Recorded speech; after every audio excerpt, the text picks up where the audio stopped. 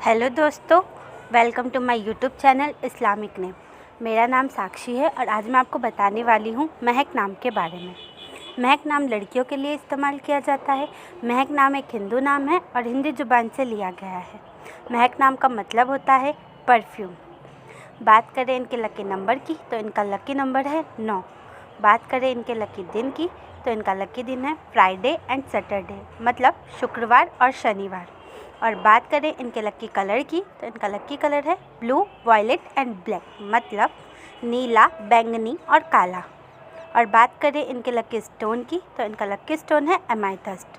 एमाइथस्ट का मतलब होता है जम्बू मणि। जम्बू मणि जामुनी रंग का बहुत ही चमकीला और खूबसूरत रत्न होता है। लकी मेटल्स की बात करें तो इनका लकी मेटल है आयरन, मतलब लोहा। अगर आपका नाम महक है तो कमेंट बॉक्स पर अपना नाम ज़रूर लिखें। ये जानकारी अगर आपको अच्छी लगी हो तो हमारे चैनल को सब्सक्राइब करें और वीडियो को लाइक करें। अगर आप अपने नाम के बारे में जानना चाहते हैं तो कमेंट बॉक्स पर अपना नाम ज़रूर लिखें। अपने दोस्तों के साथ वीडियो को शेयर करें।